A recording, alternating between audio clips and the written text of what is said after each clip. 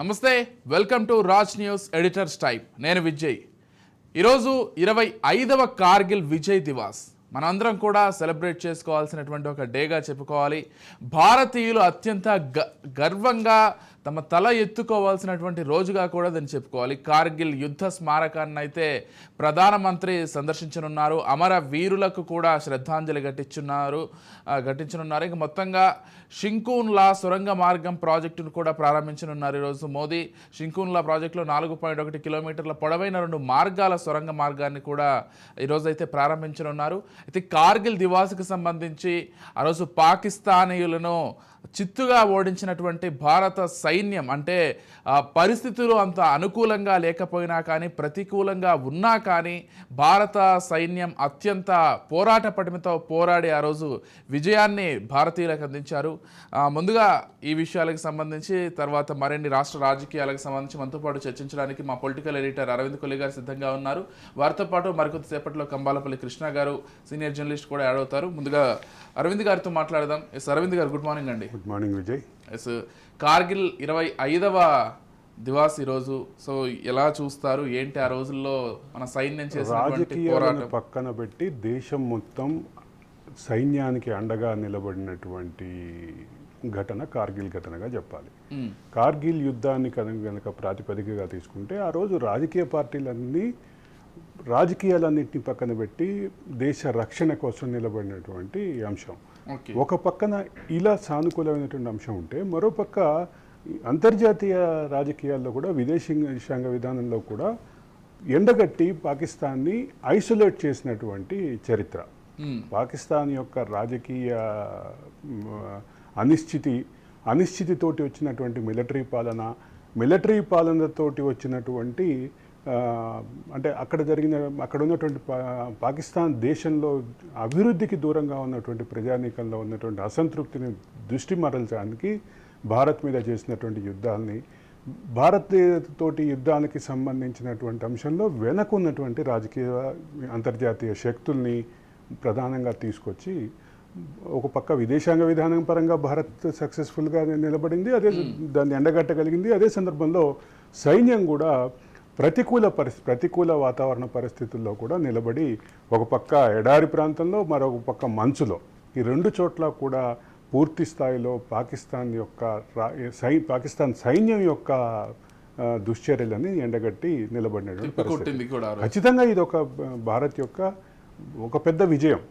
భారత్ విజయం అని సింపుల్గా అనలేము, ఎందుకంటే ఒక పక్క విదేశాంగ విధాన పరంగా అద్భుతమైనటువంటి వాయిస్ని వినిపించింది, అద్భుతమైనటువంటి వ్యవహారాన్ని నడిపింది. దానికి సంబంధించి అంతర్జాతీయ వేదికల మీద పాకిస్తాన్ని ఐసోలేట్ చేయడంలో భారత్ 25 ఏళ్ల క్రితం చేసినటువంటి సక్సెస్ ఒక విజయం మాత్రం మామూలు విజయం కాదు.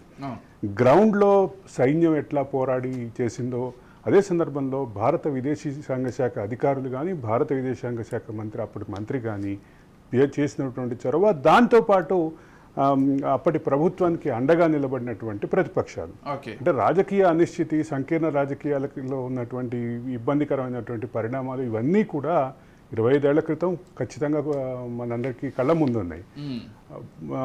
రాజకీయ పరిణామాల్ని, రాజకీయ అభిప్రాయాల్ని కూడా పక్కన పెట్టి, విభేదాల్ని కూడా పక్కన పెట్టి దేశం యావత్తు ఆ రోజు ఒక తాటిపైన నిలబడినటువంటి పరిస్థితి. అదే సందర్భంలో ఆ విదేశాంగ విధానాన్ని అద్భుతంగా డెలివర్ చేసినటువంటి విదేశాంగ శాఖ టీం కానీ, అదే సందర్భంలో గ్రౌండ్లో ఉన్నటువంటి త్రివిధ దళాలకి సంబంధించినటువంటి టీం కానీ అద్భుతమైనటువంటి పాత్ర పోషించారు. కాబట్టి భారతదేశ విదేశాంగ వ్యవహారాల చరిత్రలో కానీ, అదే సందర్భంలో భారత సైనిక పటాలానికి సంబంధించినటువంటి వ్యూహాత్మక అడుగుల విషయంలో కానీ పూర్తిగా ఒక సానుకూలమైనటువంటి రోజుగా, సానుకూలమైనటువంటి డెవలప్మెంట్గా కార్గిల్ యుద్ధాన్ని చూడాలి. ఇది మోడీ ఇప్పుడు దాన్ని 25 సంవత్సరాల సందర్భంగా ఒక సొరంగ మార్గాన్ని ఇనాగరేట్ చేయటం, దానికి సంబంధించినటువంటిది కూడా, అది కూడా ఇంకొక కీలకమైన విషయం చెప్పాలి. భారత్ యొక్క సైనిక శక్తికి వ్యూహాత్మక కేంద్రంగా ఉన్నటువంటి ప్రాంతంలో ఆ సొరంగ మార్గం ఏర్పాటు ద్వారా మరొక ముందడుగు పడిందని చెప్పాలి. అంటే ఈ రకమైనటువంటి ఇన్ఫ్రాస్ట్రక్చర్, అంటే మౌలిక సదుపాయాలు, రోడ్లు, ఇటీవల కాలంలో సైన్యం కోసం కట్టినటువంటి ఫ్లైఓవర్లు, రైల్వే ట్రాక్లు వీటన్నిటిని కనుక కలిపి ఆలోచిస్తే 25 సంవత్సరాల క్రితం ఇవేమీ లేవు. ఇవేమీ లేని రోజుల్లో సాధించినటువంటి ఆ విజయం. అదే సందర్భంలో భారత్ యొక్క సైన్యం ముందుకెళ్లే క్రమంలో ఎదుర్కొన్నటువంటి ప్రతికూల అంశాలు, ఆ ప్రతికూల అంశాల చుట్టూ ఆ తర్వాత కార్గిల్ మార్టిర్స్ ఎవరుతున్నారో వాళ్ళ శవాలకి సంబంధించిన శవపేటికలు, ఇట్లాంటి వివాదాలు చాలా వచ్చినాయి. వివాదాలన్నింటినీ కాదని, వివాదాలన్నింటినీ పక్కన పెట్టి భారత్ సాధించినటువంటి అతి గొప్ప విదేశాంగ శాఖ సాధించిన విజయం భారత సైనిక పటాలను సాధించినటువంటి విజయంగానే దీన్ని చెప్పాలి. అంటే దీంతో పాటు అరవింద్ గారు, ఇప్పుడు ప్రస్తుతం మోదీ కూడా సైన్యానికి సంబంధించి ఆయుధ సంపత్తిని పెంచుకోవడంలో కీలకంగా వ్యవహరిస్తున్నారు ఈ ప్రభుత్వం. గత 3 సంవత్సరాల నుంచి, ముఖ్యంగా గత 3 బడ్జెట్లను చూస్తే ఇండిజినస్ టెక్నాలజీని పెంచుకోవాలి, అంటే భారతదేశం స్వదేశీ టెక్నాలజీని పెంచుకోవాలి. స్వదేశీ టెక్నాలజీనే కాదు, స్వదేశీ టెక్నాలజీ ఆధారిత యుద్ధ రంగంలో వాడేటటువంటి ఆయుధాలు కానీ టెక్నాలజీని కానీ పెంచుకోవాలి అనేటటువంటిది అంశం. ఇక్కడ యుద్ధం అనగానే సహజంగా గుర్తొచ్చేటువంటి ఆయుధ సంపత్తే కాకుండా టెక్నాలజికల్ సంపత్తిలో కూడా భారత్ ముందడుగు వేస్తుంది అనేది క్లియర్. అంటే భారత్ యొక్క సైనిక శక్తితో పుట్టినటువంటి సైనిక ఆయుధ సంపత్తి ఇవన్నీ ఒక భాగం అయితే, వీటితో పాటు శత్రువు యొక్క అంటే ఆనవాళ్ళు తెలియజేసేటటువంటి రాడార్ సిస్టమ్ నుంచి మొదలుపెట్టి సైనిక శక్తి వాడేటటువంటి ఆయుధాలకు సంబంధించినటువంటి ప్రొడక్షన్కి సంబంధించి ఆ టెక్నాలజికల్ ప్రొడక్షన్ని బయటికి తీసుకొచ్చి ఒక టెక్నాలజీని ఆయుధంగా మార్చేటటువంటి అంశం నుంచి ఈ మొత్తంలో భారత్ యొక్క శక్తి పెరుగుతోంది. ఇక్కడ ఇంకొక అంటే ప్రౌడ్గా ఫీల్ అవ్వాల్సిన అంశం ఏంటంటే, దీనికి సంబంధించినటువంటి మేజారిటీ రీసెర్చ్ ల్యాబ్స్ కానీ మేజారిటీ ఇవన్నీ కూడా ఫ్యూయల్ కాంప్లెక్స్ కూడా హైదరాబాద్ కేంద్రంగా ఉండటం. హైదరాబాద్ కేంద్రంగా ఉన్నటువంటి ఇది ఒక అంటే మన తెలుగు రాష్ట్రాల గతంలో ఉమ్మడి రాజధానిగా, ఇప్పుడు తెలంగాణ రాజధానిగా ఉన్నటువంటి హైదరాబాద్ కేంద్రంగా ఉన్నటువంటి ఈ అంశం కూడా మనకి తెలుగు వాళ్ళకు కూడా గర్వకారణంగానే చెప్పాలి. కేంద్ర రక్షణ శాఖ పరిశోధనా సంస్థలు అనేకం కూడా హైదరాబాద్ కేంద్రంగా ఉన్నాయి. హైదరాబాద్లో జరుగుతున్నటువంటి టెక్నాలజికల్ డెవలప్మెంట్ కూడా ఇదొక ఇన్వెంటరీ, అంటే ఆ క్రియేటివ్ ఇన్వెన్షన్స్ కూడా దారితీస్తుందని చెప్పక తప్పదు.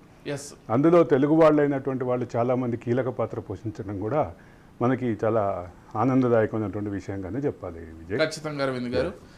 ఇకపోతే ఆంధ్రప్రదేశ్ రాజకీయాలను ఒక్కసారిగా గమనించినట్లయితే, మనం నిన్న అసెంబ్లీలో ఒక ఆసక్తికర పరిణామం చోటు చేసుకుంది. మీరు గమనించారో లేదో, చంద్రబాబు నాయుడు గత ప్రభుత్వంలో పోలీసుల ద్వారా లేకపోతే కేసుల ద్వారా ఇబ్బంది పడ్డటువంటి వాళ్ళు ఒక్కసారి నిల్చున్నారు. దాదాపు సభ అంతా నిలబడ్డారు.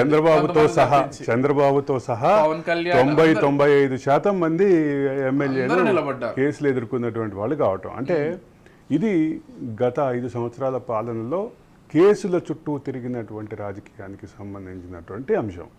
కేసులు పెట్టే క్రమంలో అనేక నిర్బంధాలు ఎదుర్కొన్నటువంటి ప్రతిపక్షానికి సంబంధించినటువంటి ఎమ్మెల్యేలు ఆ స్థాయిలో ఉండటం, రఘురామకృష్ణరాజు, పవన్ కళ్యాణ్తో సహా నారా లోకేష్ వీళ్ళతో సహా, అంటే ఇప్పుడు ప్రభుత్వంలో కీలక పాత్ర పోషిస్తున్న వాళ్ళతో సహా, ఇంకోటి అక్కడ స్పీకర్ నుంచోవటానికి అవకాశం లేదు కాబట్టి ఆగారు, కానీ స్పీకర్ కూడా నుంచోవాల్సినటువంటి పరిస్థితి ఉంది. కాబట్టి మొత్తం మీద ఈ మొత్తం అంశంలో కీలకంగా చూడాల్సింది ఏంటంటే, గతంలో అక్రమ కేసులు ఎదుర్కొన్నటువంటి వాళ్ళకి సంబంధించినటువంటి అంశం ఖచ్చితంగా గణనీయమైనటువంటి పాత్ర పోషించింది. ఆ ఎదుర్కొన్నటువంటి వాళ్ళందరూ కూడా, ఎదుర్కొన్న వాళ్ళలో వాళ్ళ ప్రతినిధులుగా వచ్చినటువంటి వీళ్ళందరూ అనేక మంది, అంటే జర్నలిస్టులు కానీ అనేక మందికి, అంటే నిన్న చంద్రబాబు శ్వేతపత్రం సందర్భంగా చాలా క్లియర్గా చెప్పారు. మీడియా హౌస్లు కానీ, మీడియా యజమానులు కానీ, మీడియాలో పనిచేసినటువంటి జర్నలిస్టులు కానీ, వీళ్ళతో సహా న్యాయవాదులతో సహా అందరూ అక్రమ కేసులు ఎదుర్కొన్నారు అనేటటువంటి కంక్లూజన్ ఏదైతే ఉందో దాన్ని బేస్ చేసుకుని ఆలోచిస్తే ఒకటి క్లియర్గా దానికి సంబంధించినటువంటి ఇండికేషన్స్ అదే రకంగా ఉన్నాయి. ఈరోజు సాక్ష్యంగా కూడా నిలబడటం. నిన్న చంద్రబాబు ఆ మాట అనగానే లేచి నిలబడ్డ వాళ్ళ సంఖ్యాపరంగా కానీ వాళ్ళలో ఉన్నటువంటి ప్రముఖుల అంశాన్ని కానీ కలిపి చూస్తే ఖచ్చితంగా అదొక వాల్యూమ్, పెద్ద వాల్యూమ్ కనిపిస్తుంది. దీనికి ఖచ్చితంగా అసలు అరవింద్ గారు అంటే నేను అనుకోవడం ఏంటంటే ప్రభుత్వ పాలనలో కేసులతోటి మాత్రమే ప్రతిపక్షాలని గొంతెత్తే వాళ్ళని తొక్కేయాలి అనే ప్రయత్నాన్ని జరిగిన దానికి ఈ రెండు తెలుగు రాష్ట్రాల గత పాలనలో క్లియర్గా ఇండికేషన్. ఇంకో విషయం ఏంటంటే ప్రస్తుతం జగన్మోహన్ రెడ్డి ఏదైతే ప్రతిపక్షాన్ని లేకపోతే తమ పక్షాన్ని అణచివేస్తున్నారో, కక్షపూరిత రాజకీయాలు చేస్తున్నారని పదే పదే విమర్శిస్తున్నారో, ఆ విమర్శలకు సంబంధించి మీ పాలన ఎలా ఉందో ఒకసారి చూసుకోండి అని చూపించినట్లుగా నేను అసెంబ్లీలో ఆ పిక్చర్ కనిపిస్తోంది చాలా క్లియర్ గా. జగన్మోహన్ రెడ్డి ఢిల్లీ వేదికగా చేస్తున్నటువంటి ప్రచారానికి ఒక కౌంటర్ ఇచ్చేటటువంటి అంశంగా కూడా దీన్ని చూడాలి. గత పాలనలో జరిగినటువంటి ఇంత విశృంఖలంగా జరిగినటువంటి అంశాలు, మీ ట్రాక్ రికార్డ్ ఇట్లా ఉండి మీరు దాన్ని మమ్మల్ని కార్నర్ చేయడానికి ప్రయత్నిస్తున్నారా అనేటటువంటి సమాధానం ఇచ్చినట్లుగానే ఖచ్చితంగా భావించాలి. అదే సందర్భంలో ఆయన పవర్ పాయింట్ ప్రజెంటేషన్ ద్వారా ప్రస్తావించినటువంటి అనేక అంశాలు, సుధాకర్ ఇష్యూ కానీ, మన అనంతబాబు ఇష్యూ కానీ, అదే సందర్భంలో మరికొంతమంది సామాజిక కార్యకర్తల మీద ఎదుర్కొన్నటువంటి నిర్బంధం కానీ, మహిళలపైన జరిగినటువంటి అంటే మహిళా రైతులపైనటువంటి జరిగినటువంటి వాళ్ళు వాడినటువంటి భాష కానీ, అప్పటి పోలీసులు వాడినటువంటి భాష కానీ, ఇవన్నీ కూడా ఖచ్చితంగా ఇబ్బందికరంగా. వీటన్నిటి నుంచి ఇంకో విషయం కూడా ప్రస్తావించారు ఆయన. ఈ గులకరాయి సంఘటన గుర్తుండే ఉంటుంది మీకు. దానికి సంబంధించి కూడా ఒక చిన్న పిల్లాన్ని తీసుకొచ్చి అనవసరంగా దాంట్లో ఎక్కించే ప్రయత్నం చేసి దాన్ని రాజకీయ డ్రామాగా క్రియేట్ చేశారు. ఆ అబ్బాయి ఏదో ఒక 500 ఇస్తే ఆ సభలో అందరూ ఏ విధంగా డబ్బులు ఇచ్చి లేకపోతే బిర్యానీ ప్యాకెట్ ఇస్తే వచ్చారో ఆ అబ్బాయి కూడా అలాగే వచ్చి వెంటనే వెళ్ళిపోతే ఆ చిన్న కుర్రాన్ని ఇరికించే ప్రయత్నం చేసి దాన్ని రాజకీయ డ్రామాగా క్రియేట్ చేసే ప్రయత్నం చేశారని ఎటకెలకు ఆయన దీని గురించి కూడా అసెంబ్లీలో ప్రస్తావించారు. అంటే అది ఆంధ్రప్రదేశ్ రాజకీయాలను చూస్తే ఈ రకమైనటువంటి ఘటనలు జరగటం కొత్త కాదు. ఆంధ్రప్రదేశ్లో ఈ రకమైనటువంటి అంటే ఒక కేసులో ఇటువంటి ఇబ్బందులు ఎదుర్కొన్నటువంటి వ్యక్తులకు సంబంధించినటువంటి అంశాలు చాలా ఉన్నాయి. కోడికత్తి కేసు విషయంలో శ్రీను ఎదుర్కొంటున్నటువంటి ఇబ్బందులు, దానికి సంబంధించినటువంటి జగన్మోహన్ రెడ్డి వెళ్ళి ఒక క్లారిటీ, ఒక అఫిడవిట్ ఇస్తే లేదా ఒక అంటే మ్యాజిస్ట్రేట్ ముందు దానికి కొంత క్లారిటీ ఇస్తే శ్రీనుకి సంబంధించినటువంటి అంశాల్లో ముందడుగు పడే అవకాశం ఉన్నప్పటికీ జగన్మోహన్ రెడ్డి గతంలో వెళ్ళలేదు అనేది వాస్తవం. వెళ్ళకపోవడానికి అప్పుడు చెప్పింది ముఖ్యమంత్రిగా ఉన్నారు, ముఖ్యమంత్రిగా ఉన్నటువంటి కార్యక్రమాల్లో బటన్ నొక్కటంలో బిజీగా ఉన్నారు అనేటటువంటి అంశం చెప్పారు. ఇప్పుడు ఆయన మరి ముఖ్యమంత్రిగా లేరు, కేవలం 11 మంది శాసనసభా పక్షానికి నాయకుడిగా ఉన్నారు. ఇప్పుడు ఏం చేస్తున్నారు, ఇప్పుడు ఎందుకు రావట్లేదు అంటే దానికి సమాధానం లేదు. ఇటీవలే ఒక 10 రోజుల క్రితమో వారం క్రితమో దానికి సంబంధించినటువంటి వాయిదా కూడా వచ్చింది. ఆ కేసు వాయిదాకి వెళ్ళి ముఖ్యమంత్రిగా ఉన్నప్పుడు బిజీగా ఉంది, వెళ్ళలేదు కారణం అని చూపించినటువంటి జగన్మోహన్ రెడ్డి ఇప్పుడు వెళ్ళి క్లారిటీ ఇస్తే బాగుండేది. కానీ దానికి సంబంధించినటువంటి అంశం ఎక్కడ ముందుకు రాలేదు. కాబట్టి ఇప్పుడు ఈ అంశం ప్రధానంగా చర్చలో అంటే ఇక్కడ జగన్మోహన్ రెడ్డి యొక్క వ్యవహార శైలిని క్లియర్గా చూడాలి. ఒక పక్క అసెంబ్లీ జరుగుతోంది, అసెంబ్లీకి గైర్హాజరవడానికి కారణం ఏంటి? ఢిల్లీలో యాత్ర కనిపిస్తుంది. గతంలో ఆయన పైన కేసుల విచారణ సందర్భంగా కానీ లేదా ఆయన అఫిడవిట్ ఇవ్వాల్సినటువంటి కోడికత్తి కేసులో శ్రీను విచారణ సందర్భంగా కానీ వెళ్ళకపోవడానికి ఆయన చూపిన రోజు చూపించిన కారణం ఏంటంటే ఒకరోజు అమ్మఒడి బటన్ నొక్కటం, ఒకరోజు ఇంకొక బటన్ నొక్కటం, ఒకరోజు ఇంకో బటన్ నొక్కటం, లబ్ధిదారులతో సమావేశం, లబ్ధిదారులతో వీడియో కాన్ఫరెన్స్ అని ఇట్లా రకరకాల కారణాలు చూపించి దాన్ని వాయిదా వేస్తూ వచ్చారు. కాబట్టి ఇప్పుడు దానికి కౌంటర్ ఇచ్చేటటువంటి ప్రయత్నం ఒకటైతే ఇప్పుడు అదే అంశాన్ని ముందుకు తీసుకొచ్చి దాని చుట్టూ కూడా రాజకీయ భవిష్యత్తులో ఎన్డీఏ కూటమి, చంద్రబాబు పవన్ కళ్యాణ్ నేతృత్వంలోని ఎన్డీఏ కూటమి ఆ రకమైనటువంటి ప్రయత్నం చేసే అవకాశం ఖచ్చితంగా ఉంది. ఆంధ్రప్రదేశ్లో ఇక ఇప్పుడు జగన్మోహన్ రెడ్డి గైర్హాజరు చుట్టూ రాజకీయం తిరగబోతుంది అనేది వాస్తవం. వీటన్నింటికంటే మించి నిన్న ఒక బిగ్ అప్డేట్ వచ్చింది. పోలవరం ప్రాజెక్టుకి సంబంధించి కొత్త డయాఫ్రమ్ వాల్ నిర్మించాలని టెక్నికల్ టీం ఏదైతే చెప్పిందో దానికి సంబంధించి నిన్న అసెంబ్లీలో ఆమోదం తెలిపినట్లుగా తెలుస్తోంది. ఈరోజు నీతి ఆయోగ్తో భేటీలో భాగంగా కూడా ఆయన దాని గురించి చర్చించనున్నట్లుగా తెలుస్తోంది. అంటే ఇక్కడ ప్రధానంగా చెప్పాలంటే మనం గతంలో కూడా దీనికి సంబంధించి చాలాసార్లు మాట్లాడుకున్నాం. అసంపూర్ణంగా ఉన్న నిర్మాణాలు వరద తాకిడికి డ్యామేజ్ అయినాయి, డ్యామేజ్ అయ్యే అవకాశాలు ఖచ్చితంగా ఉన్నాయి.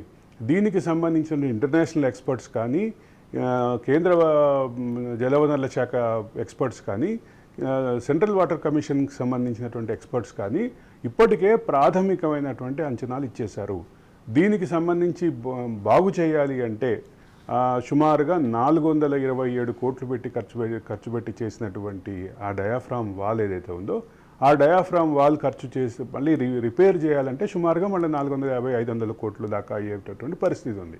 ఓకే, ఇది ఒక పక్కన ఇలా ఉంటే మళ్ళీ అక్కడ డ్యామేజ్ అయినటువంటి నిర్మాణాన్ని రిపేర్ చేయటం ద్వారా పూర్తి స్థాయిలో ఒక ఎఫెక్టివ్గా ఉంటుందా లేదా అనేటటువంటి అంశం క్లియర్గా ఉంది.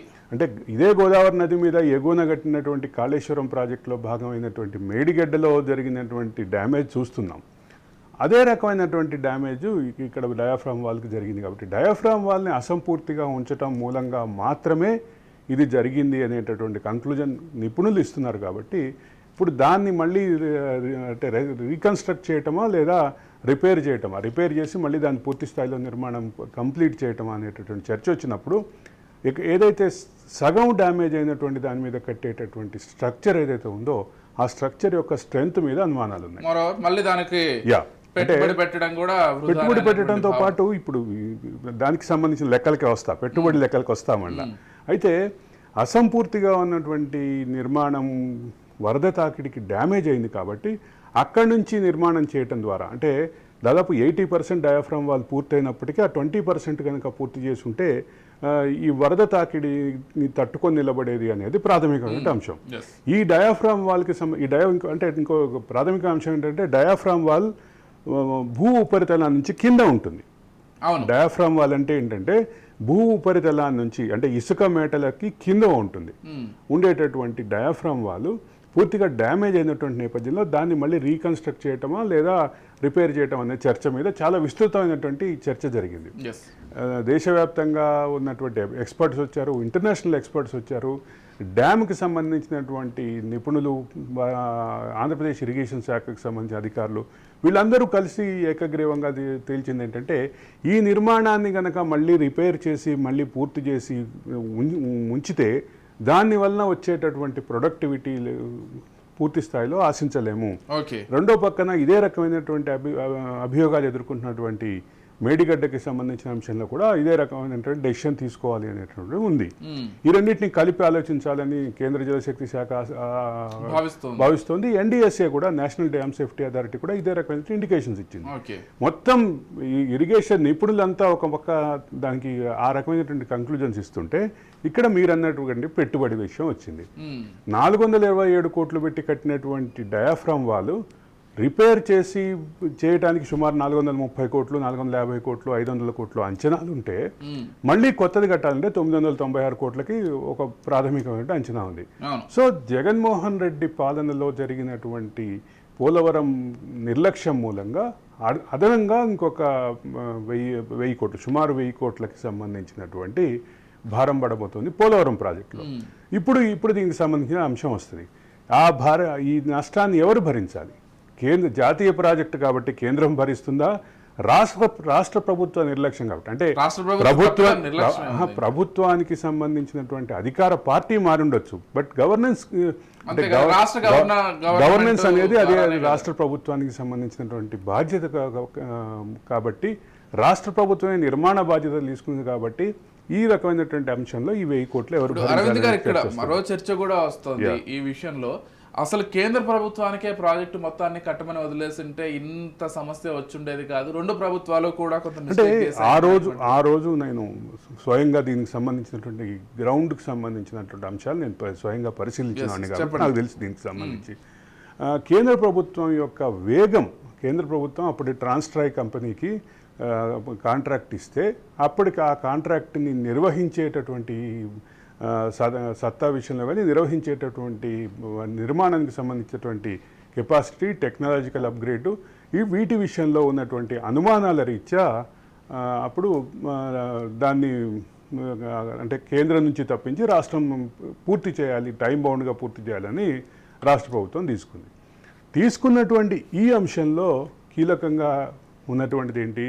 రాష్ట్ర ప్రభుత్వం తీసుకున్న తర్వాత కాంట్రాక్టర్ని మార్చారు. కాంట్రాక్టర్ని మార్చి కొత్త టెక్నాలజీ తోటి చాలా వేగంగా పూర్తి చేసేటానికి ప్రయత్నం చేశారు. రైట్. అంతవరకు ఎక్కడా భేదాభిప్రాయం లేదు ఎవరికి. కానీ ఆ కాంట్రాక్టర్ ఎంపిక పైన కొంత రాజకీయ విమర్శలు చేశారు అప్పటి జగన్మోహన్ రెడ్డి ఆ రాజకీయ విమర్శలు చేసి ఆ తర్వాత బయటకు వచ్చిన తర్వాత అధికారంలోకి వచ్చిన తర్వాత కాంట్రాక్టర్ని మార్చడానికి ప్రయత్నం చేసే క్రమంలో రివర్స్ టెండరింగ్ ద్వారా భారీగా అంటే రాష్ట్ర ప్రభుత్వానికి కేంద్ర ప్రభుత్వానికి నిధులని మేము సేవ్ చేయబోతున్నామంటూ చెప్పారు.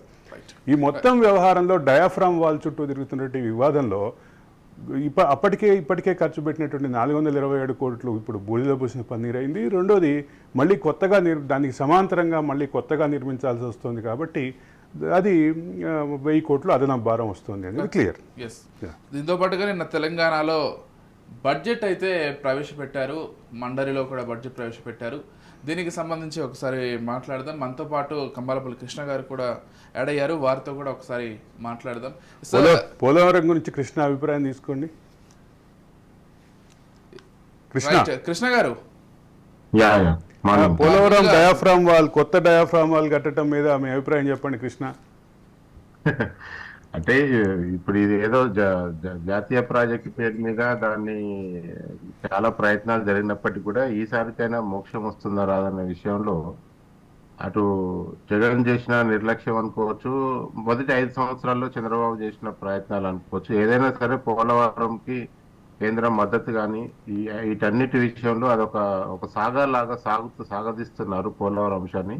ఈ 5 ఏళ్లలో కూడా పూర్తి కాదని మాట్లాడుతున్న వాళ్ళు కూడా ఉన్నారు. అట్లంటే ఈ కొత్త డయాఫ్రామ్ ఇవన్నీ కూడా ఈ పోలవరం ఒరిజినల్ గా అసలు పని కంటే కూడా రాజకీయ వివాదాల్లో ఎక్కువ చిక్కుకోవడం అనేది పెద్ద విషాదం. అది అలా జరగకుండా ఉండాల్సింది. ఎందుకంటే ఒక ప్రాజెక్ట్ అనేది ఒక రాష్ట్రానికి కానీ ఒక దేశానికి కానీ ఒక చాలా ఉపయోగకరమైన అంశాల ప్రాజెక్టులు కేవలం రాజకీయాల్లో పడిపోయి దాని అంచనాలు పెరిగిపోయి దాని కొత్తగా ఎవరో వచ్చినప్పుడల్లా ఎవరో వస్తే మళ్ళీ మొదలైంది కథ మొదలైనట్టుగా పోలవరం పరిస్థితి కావటం ఇది చాలా వాస్తవానికి దేశ సంపద, మనం ప్రజల సంపద. మనం కట్టిన పనులతోని ఆ పనుల పైసల్ని ఇన్ని రకాలుగా వాయిదాలు వేస్తూ ఇంత చాలా చాలా ఏదో విడతల వారిగా నిధులు ఇస్తున్నాము అని చెప్పుకుంటూనే దాన్ని మొదలుపెట్టిన రోజున అంచనాకి ఈ రోజున అంచనాకి పొంతన లేకుంటుంది. ఇప్పుడు ఈ కొత్త డయాఫ్రామ్ వీటన్నిటికి కూడా మళ్ళీ ఇది దేనికోసం చేస్తున్నారు, దీనివల్ల ఎవరికి ఉపయోగం అనేది కూడా మళ్ళీ కొత్త చర్చ కూడా బయటకు వచ్చే అవకాశం ఉంది. రైట్. మండలితో పాటు అటు అసెంబ్లీలో కూడా బడ్జెట్ని ప్రవేశపెట్టారు. అయితే తొలిసారి ప్రతిపక్ష నేత హోదాలో కేసీఆర్ కూడా సభకు హాజరయ్యారు. సభ నుంచి బయటకు వచ్చిన తర్వాత బడ్జెట్కి సంబంధించిన కొన్ని వ్యాఖ్యలు కూడా చేశారు. మొత్తంగా 2,91,159 కోట్ల రూపాయలతో తెలంగాణ బడ్జెట్ను అయితే ప్రవేశపెట్టారు. ఇందులో రెవెన్యూ వ్యయం 2,20,940 కోట్లు కాగా మూలధన వ్యయం 33,487 కోట్లుగా ఉంది. మొత్తానికి సంక్షేమానికి సంబంధించి 40,000 కోట్ల రూపాయలకు పైగా ప్రస్తావించారు. సాగునీటి రంగానికి 26,000 కోట్లు, ఇక వ్యవసాయానికి సంబంధించి అత్యధికంగా 72,659 కోట్ల రూపాయలు వ్యవసాయ రంగానికి ఇచ్చారు. అంటే ఈసారి రుణమాఫీతో పాటు మిగిలినటువంటి అంశాలు ఉన్నాయి కాబట్టి వ్యవసాయ రంగానికి అత్యంత ప్రాధాన్యతనిస్తూ ఎక్కువ శాతం వ్యవసాయ రంగంలో పెట్టినట్లుగా తెలుస్తోంది. ఇక ఈ మొత్తం అంశాలకు సంబంధించి ఒకసారి అరవింద్ గారితో మాట్లాడదాం. ఎస్ అరవింద్ గారు, వీటన్నిటితో పాటు హైదరాబాద్కు సంబంధించి వ్యాఖ్యలు చేశారు. మళ్ళీ జిహెచ్ఎంసీకి సంబంధించి కూడా 3,000కు పైగా కోట్ల రూపాయలు GHMC, Hyderabad metro, airport metro వీటన్నిటికీ అదనపు కేటాయింపులు జరిగినాయి. అయితే నాకు అర్థం కాలేదు, కేసీఆర్ సభకు వచ్చారు, సభలో అంటే సభలో తర్వాత బడ్జెట్ గురించి మాట్లాడారు అని. మరి అక్కడ కేసీఆర్ మనిషిగా కనిపిస్తున్నారు కానీ కేసీఆర్ అనే క్యారెక్టర్ కనిపించట్లేదు నాకు. కేసీఆర్ ఉండేటటువంటి అంటే ఆయన స్టైల్లో ఎక్కడ విమర్శలు కనపడలేదు. ఆయన స్టైల్లో ఎక్కడ పూర్తి స్థాయిలో ఆయన యాటిట్యూడ్ కానీ ఆయన బిహేవియర్ కానీ ఆయన నేచర్ కానీ కేసీఆర్లో కనపడలేదు. అంటే కేసీఆర్ మనిషిగా వచ్చారు కానీ మనసు పూర్తిగా రాలేదా అనేటటువంటి అభిప్రాయం నాకు వచ్చింది. ఏమంటారు ముందు ఇది కృష్ణ క్లారిటీ మీరు ఎలా చూస్తారు? కేసీఆర్ ఇప్పుడు అగ్నిపర్వతం లోపల చాలా దాచుకొని వచ్చాడు. ఇప్పుడే అవన్నీ ఎక్స్పెక్ట్ చేస్తే ఎట్లా? అగ్నిపర్వతం పేలాలి కదా. అంటే కృష్ణ ఇక్కడ నా డౌట్ ఏంటంటే నేను కూడా సర్కాస్టిక్ అంటున్నా కానీ వాస్తవానికి ఏంటంటే ఈ ఒక్కరోజు వాస్తవానికి ఒక ఎమ్మెల్యే అసెంబ్లీకి రావటం పెద్ద వింతలాగా వార్తలాగా మీడియా కూడా చూపిస్తుంది. అంత కొన్ని ఛానళ్లు చేసిన హడావుడి కూడా అంత అవసరం లేదు. ఇంటికి బయలుదేరి మధ్యలోకి వచ్చాడు, లోపలికి వచ్చాడు, చెప్పులు వేసుకున్నాడు, ఇవన్నీ అనవసరమైన విషయాలు. ఎందుకంటే ఆయన ఒక ప్రధాన ప్రతిపక్ష నేత. ఆయన నమ్మి కూడా ప్రజలు ఓటేశారు, ఆయనకు సొంత నియోజకవర్గంలో వేశారు. ఆయనకు 39 సీట్లను తెలంగాణ ప్రజలు ఇచ్చారు. ఈ తెలంగాణ ఏమన్నా ఆగమవుతున్నా వాళ్ళ హక్కులు కాపాడాలన్నా ఆయనకు కూడా బాధ్యత ఉంటుంది. ఒక సీఎం ఉంటేనే నేను బాధ్యతలు చూస్తా, లేకపోతే నాకు సంబంధం లేదు అనటానికి వీల్లేదు. సో ఆయన అసెంబ్లీకి రావడానికి కొన్ని మీడియాలు అనవసరమైన ప్రచారాన్ని చేస్తాయి. అది పక్కన పెడితే ఆయన నిన్న వచ్చిన ఒక సందర్భం మనకు అందరూ తెలుసు. ఏ రోజైనా ఏ బడ్జెట్ సమావేశం అయినా బడ్జెట్ ప్రవేశపెట్టాగానే వాయిదా పడుతుంది. అక్కడ వెంటనే ప్రశ్నోత్తరాలకో లేదంటే బడ్జెట్ మీద చర్చకో ఏం అవకాశం ఉండదు. వెంటనే వాయిదా పడుతుంది. అక్కడ కూర్చొని వెళ్ళిపోవటానికి అన్ని రకాలుగా ఇదే జరుగుతుంది. అందులో కొంతలో కొంత మేలేందంటే ఆయన మీడియా పాయింట్ దాకా నడుచుకుంటూ వచ్చి కనీసం మీడియాతో మాట్లాడటం అనేది ఎంతో కొంత ఆయన రియాక్ట్ అయిన ఆ సందర్భంగానే కేసీఆర్ వచ్చారు తప్ప కేసీఆర్ స్టైల్ కనపడలేదు, కేసీఆర్ తరహా విమర్శలు కనిపించలేదు, కేసీఆర్ తరహా వాగ్బాణాలు కనిపించలేదు అనేది ప్రధానంగా అనిపిస్తుంది. ఇక్కడ రెండు లైన్లు తీసుకోవచ్చు. ఒక లైన్ ఏమో కంపల్సరిగా అసెంబ్లీకి ఏదో ఒక్క రోజున వచ్చి సంతకం పెట్టాలి కనుక నిన్న వచ్చిందని అనుకోవాలి. 6 నెలలకు రేపు బడ్జెట్ మీద చర్చ సందర్భంగా ఆయన తర్వాత ఒక్కొక్కరిని చెండాడతా అని చెప్పాడు కదా, అదేమన్నా చెడు కూడా ఆడతాడేమో తెలియదు. సో అంటే కేసీఆర్ గతంలాగా మాట్లాడాలి చేయాలంటే మీకు ఎప్పుడైనా సరే మీరు ఈ 5 సంవత్సరాలు గుర్తు పెట్టుకోండి. కాంగ్రెస్ పార్టీని కేసీఆర్ గాని బీఆర్ఎస్ గాని ఎప్పుడు విమర్శించినా 3 వేళ్లు వాళ్ళే వెనుకకు చూపిస్తాయి. అందులో అది తప్పించుకోలేని అంశం. ఎందుకంటే గత 10 ఏళ్లలో ఈ రంగాలకు వాళ్ళు చేసింది కూడా ఏమీ లేదు. వాళ్ళు కొత్తగా ఈ 9.5 ఏళ్లలో మేము అద్భుతంగా తెలంగాణలో దీన్ని తీసుకొచ్చాము, దీంట్లో స్కామ్ లేదు, దీంట్లో వివాదం లేదు, దీంట్లో ఏం నష్టం జరగలేదు అని చెప్పుకోవడానికి ఏమీ లేదు. కనుక మీరు కాంగ్రెస్ వాళ్ళకి ఎట్లాంటి పంట పండుతుంది అంటే ఈ 5 ఏళ్లు టీఆర్ఎస్ ని చూపించేసి కాంగ్రెస్ వాళ్ళు బతికే ప్రాబ్లం. సో అందుకనే ఈ బడ్జెటే కాదు, రేపు రానున్న ఏ బడ్జెట్ లో చూసుకున్నా కాంగ్రెస్ పార్టీ ఏమాత్రం కూడా నేను నిన్న కూడా ఒక దగ్గర చెప్పాను, ఇప్పుడు కేటాయింపులు లక్షల వేల కోట్లు కేటాయించడం కాదు, రేపు విడుదల చేసి పనులు కూడా చేసుకోగలిగి గ్రౌండింగ్ అయ్యి డబ్బులు కిందికి పోయినప్పుడు మాత్రమే కాంగ్రెస్ ను కూడా ప్రజలు నమ్ముతారు. లేదంటే ఏముంది, అంతకుముందు రాజశేఖర రెడ్డి గారు 1,00,000 కోట్లతో స్టార్ట్ చేశారు, ఇవాళ 3 లక్షల కోట్లకు వచ్చింది బడ్జెట్. 2 రాష్ట్రాలు కలిసి ఉన్నప్పుడు 1,00,000 కోట్లు, 2 రాష్ట్రాలు కలిసి ఉన్నప్పుడు ఇవాళ తెలంగాణ ఒక్క రాష్ట్రానికే 3.5 లక్షల కోట్లకి. ఆ రోజు 1,00,000 కోట్లు అనేది పెద్ద ఫిగర్ లాగా పెద్ద బ్యానర్ ఐటమ్ కింద కనపడ్డది. ఆ రోజు ఈ రోజు 3 లక్షల కోట్లు కూడా మనకు చిన్న కనబడుతుంది. కానీ నిజానికి డబ్బులు ఎక్కడ ఉన్నాయి, ఎక్కడి నుంచి తీసుకొస్తారు, ప్రయారిటీస్ ఏంది, ఎంత రిలీజ్ చేస్తారు. వ్యవసాయానికి 71,000 చిల్లర పెట్టారు. నిజంగా 71,000 చిల్లర కనుక గ్రౌండింగ్ అయితే మన దగ్గర వ్యవసాయం మనకు అద్భుతంగా బంగారమే లాగానే ఉండాలి. మన నెక్స్ట్ బడ్జెట్ కూడా మనం మాట్లాడుకుందాం ఎన్ని వేల కోట్లు వస్తాయో. అది అట్లాగే కొన్ని అనవసరమైన విషయాలకు కూడా 1,000 కోట్లు పెట్టినట్టు కూడా మనకు కనపడుతుంది. ప్రధానంగా తెలంగాణలో బాగా అస్తవ్యస్తానికి గురైన విద్యకు కానీ వైద్యానికి కానీ చాలా తక్కువ కేటాయింపులు కనపడుతున్నాయి. 22,000 ఒకటి, 13,000 ఒకటి కనపడుతుంది. సో అందుకనే ఈ 2 రంగాలకి ఏదైనా సరే ఎన్ని వేలు కేటాయించినా ఎంత రిలీజ్ చేసి పనులు చేస్తారన్న చిత్తశుద్ధి దగ్గరే అసలు విషయం ఆధారపడి ఉంటది. సో ఈ చిత్తశుద్ధి కాంగ్రెస్ కి ఉందా లేదన్నది మనకు రానున్న రోజులు తెలుస్తుంది. పైగా అప్పుల కోసం అప్పులు అనే సిస్టాన్ని కూడా ఆల్రెడీ బట్టి చెప్పారు. సో రేపు ఇప్పటి వరకు 47,000 కోట్లు పాత అప్పులే కడితే మళ్ళీ కొత్తగా అప్పులు చేయాలి, కొత్తగా స్కీమ్స్ చేయాలి.